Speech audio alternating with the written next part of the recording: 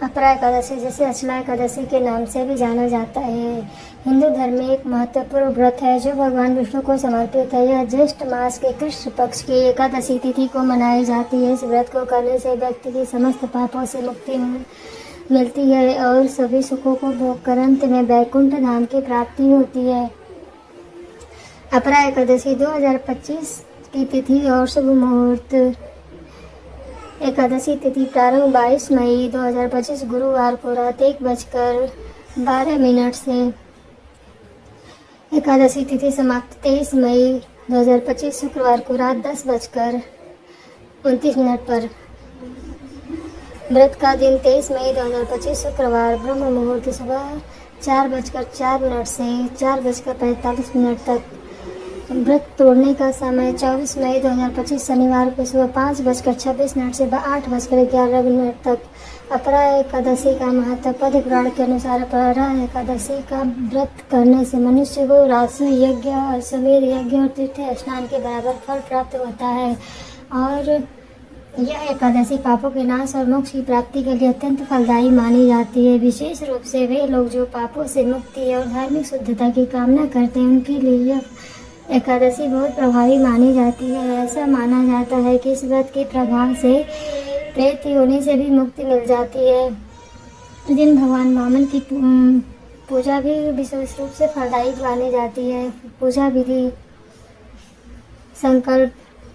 एकादशी के दिन जल्दी उठकर स्नान करें और स्वच्छ वस्त्र धारण करें। भगवान विष्णु का ध्यान करते हुए व्रत का संकल्प लें और पूजा स्थान की तैयारी। घर के मंदिर या पूजा स्थान को गंगा जल से शुद्ध करें। एक चौकी पर पीला कपड़ा बिछाकर भगवान विष्णु की मूर्ति या तस्वीर स्थापित करें।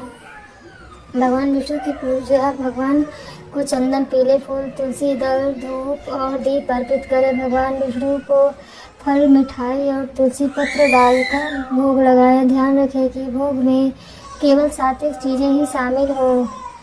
मंत्र जाप और पाठ। ओम नमो भगवते वासुदेवाय मंत्र का जाप करें। विष्णु सहस्त्र का नाम का पाठ करें और अपरा एकादशी व्रत कथा का पाठ करें या सुने। आरती करें। भगवान विष्णु और माता लक्ष्मी की आरती करें। प्रसाद वितरण। पूजा समाप्त होने के बाद भोग को प्रसाद के रूप में सभी को वितरित करें। दान। अपनी क्षमता अनुसार गरीब को वस्त्र या धन का दान करें। व्रत के नियम। दशमी के दिन सात्विक भोजन करना चाहिए और ब्रह्मचर्य का पालन करना चाहिए। एकादशी के दिन सुबह उठकर स्नान करने के बाद व्रत का संकल्प लें।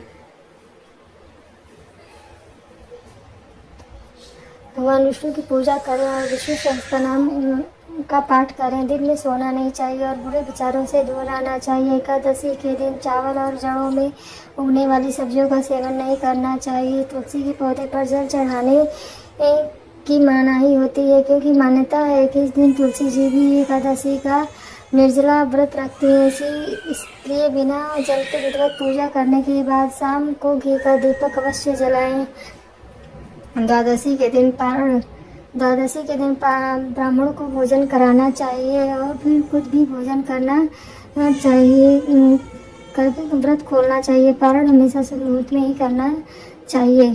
पारण के दिन केवल सात्विक भोजन ही खाना चाहिए। अपरा एकादशी व्रत कथा। पौराणिक कथा के अनुसार प्राचीन काल में महीध्वज नामक एक धर्मात्मा राजा था। उसका छोटा भाई वज्रध्वज बड़ा ही क्रूर, अधर्मी और अन्यायी था।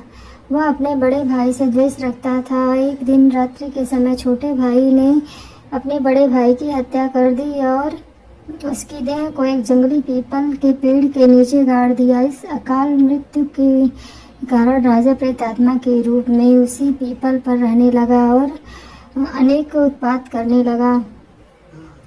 एक दिन अचानक धौम्य नामक ऋषि उधर से गुजरे। उन्होंने प्रेत को देखा और अपने तपोबल से उसके अतीत को जान लिया। ऋषि ने प्रसन्न होकर उस प्रेत को पीपल के पेड़ से उतारा और परलोक विद्या का उपदेश दिया। दयालु ऋषि ने राजा की प्रेत योनि से मुक्ति के लिए स्वयं ही अपरा अचला एकादशी का व्रत किया और उसे अगति से छुड़ाने के लिए उस व्रत का पूरी उस प्रेत को अर्पित कर दिया। इस पूरी के प्रभाव से राजा की प्रेत योनि से मुक्ति हो गई।